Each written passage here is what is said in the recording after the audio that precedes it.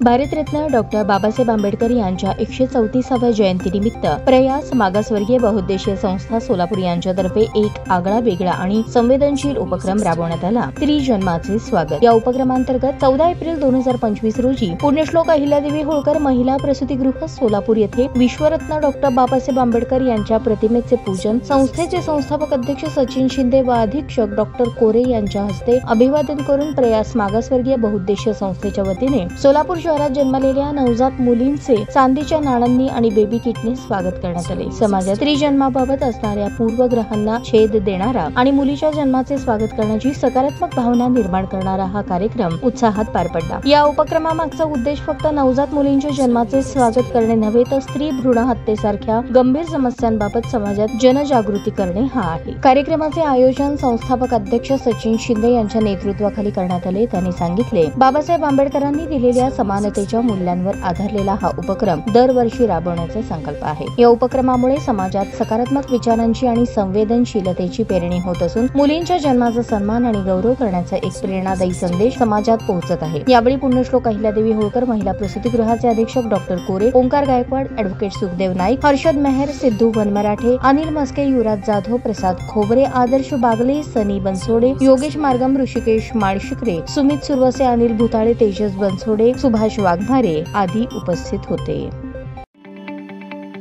ताज्या बातम्या पाहण्यासाठी प्राईम महाराष्ट्र न्यूज चॅनलला सबस्क्राईब करा।